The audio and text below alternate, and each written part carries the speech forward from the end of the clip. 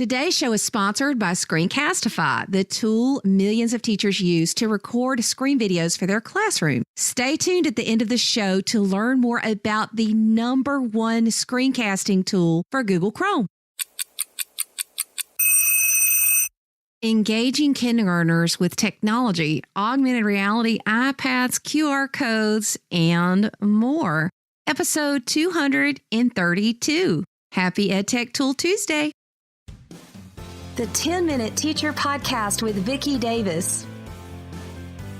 Every weekday, you'll learn powerful, practical ways to be a more remarkable teacher today.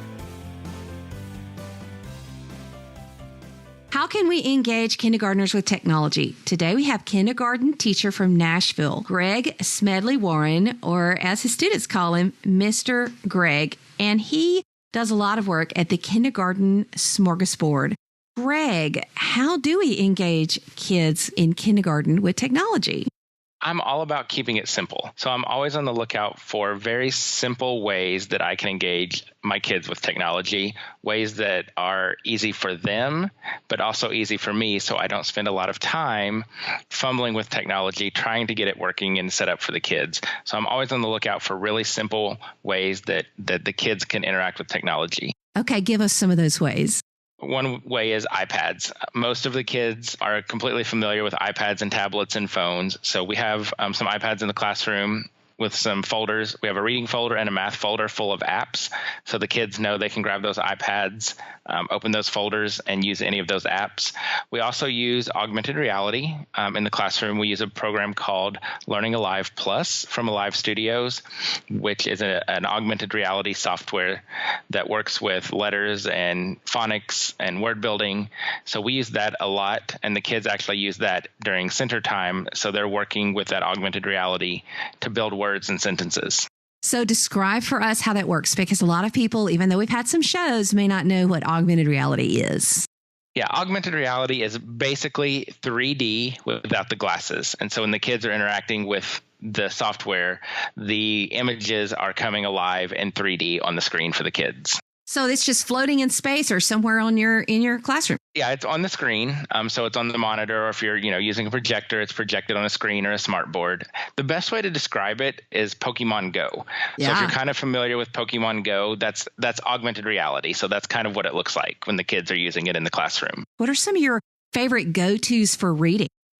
For reading, as far as apps, we do Letter School, which is great for letter formation and letter recognition.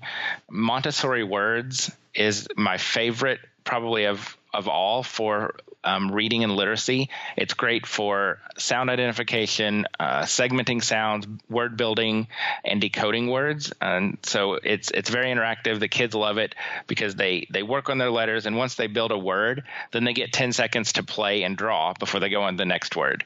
So there's almost that instant reward every time they build a word. So the kids love that. For math, I'm a big fan of Monkey Math School because it's not just focused on one skill. It's just a constant review of all the kindergarten math skills that we work on. And my kids' favorite math app is called Subitizing Tree, which works on that all-important math skill of subitizing, which is basically number fluency. And so the kids love that, and they get, I hear them all day long jumping up and down and screaming and cheering because they were able to subitize with that app. So those are some of my favorites. So you have iPads, you have all of these things. You do Learning Alive Plus, which is augmented reality. What else? We also do a lot with QR codes. We use Kindles, Amazon Kindles, actually, with our QR codes. And I found that the Kindles work great with a QR reader. I've never been impressed with the Kindles as far as using a lot of apps, but they work great for QR codes. And so I've created several sets of QR codes for math and literacy. And so the kids, they scan the codes and, an image or a document pops up, and they might be doing sounds or counting or shapes or word building. So the kids really love that they can use the QR codes around the room and interact with technology that way.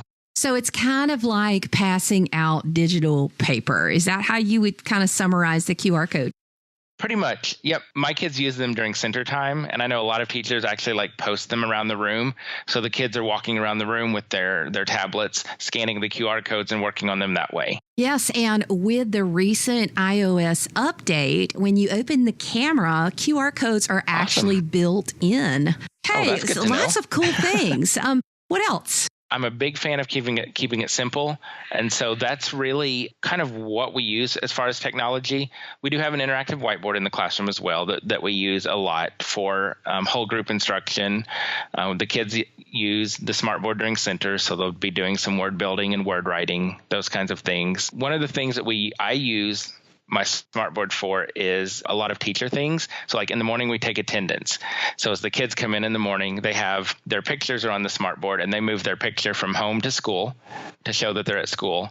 And then I have what I call my boombox, which is a PDF document has clip art, and those are linked to songs that we use on YouTube and videos that we use on YouTube. So whenever I want to pull up a song for the kids to use, instead of typing in the name or searching for it on YouTube, I'm able to just touch on that boombox and it immediately will open that song or video. So it just makes my life a little bit easier as a teacher. So, Greg, have you ever made a mistake when you started using technology with kindergartners? Oh, gosh, all the time. Of course, there's always the inevitable, the technology fails. My biggest issue is always with YouTube, it seems like. 1 minute YouTube works great, the next minute nothing will load. Or you pull up a video, and even though it is a kid-friendly video, it's a kindergarten video, the commercial before it is always something inappropriate. And so you're scrambling to try to turn it off or make it stop. But, those are that's really where I struggle with technology. Is it going to work today? Is the internet going to work today? And then, something inappropriate popping up on YouTube, which is unfortunately not a lot that we can control. Yeah, but YouTube, especially if you have kid educational videos, I hope this is something that they'll consider changing. So what, Greg, is advice that you have to kindergartner teachers who feel a little bit scared of using technology in their classroom? I get it. It's new. It kind of seems like it's more to have to do. And so I always just say, start slowly. If you're comfortable with the technology, try to bring that into your classroom and then kind of build on it from there. And I always tell teachers, we expect our kids to show up every single day and take risks. And so as teachers, we need to be willing to do the same thing. And so if technology is an area that we're kind of scared of, maybe that's a risk we need to take, and we need to bring in some more technology in the classroom. So I always just say, go for it.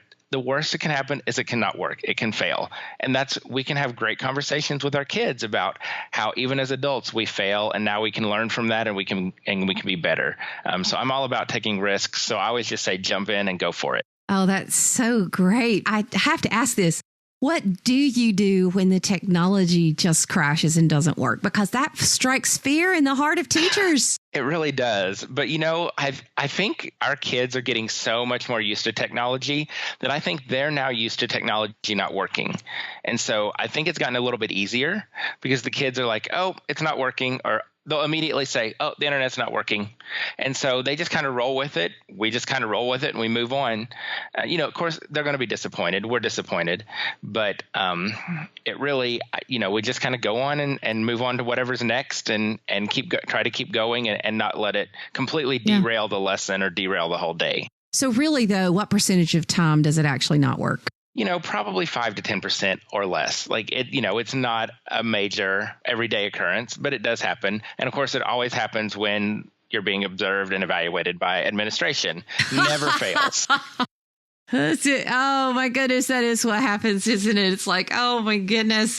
My principal always seems to come in when I have the wildest, craziest things happening. And I'm just like, I don't even know how you're going to evaluate me on this. And I am so scared about what you're going to think.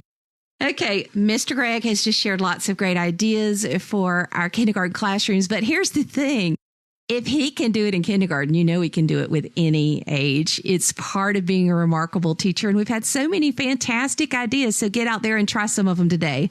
Screencastify is the screencasting tool I recommend for Google Chrome and Chromebooks. Get started for free at screencastify.com/coolcat. Screencastify was built especially for Chromebooks and saves all of your recordings directly into Google Drive. It is an essential tool for making flipped lessons, student videos, and creative formative assessment.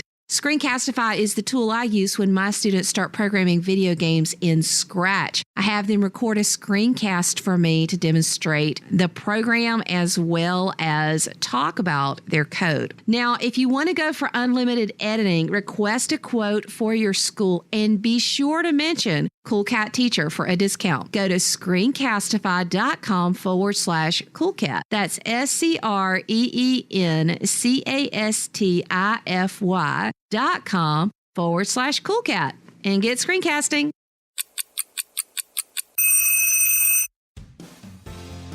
Thank you for listening to the 10-Minute Teacher Podcast. You can download the show notes and see the archive at coolcatteacher.com/podcast. Never stop learning.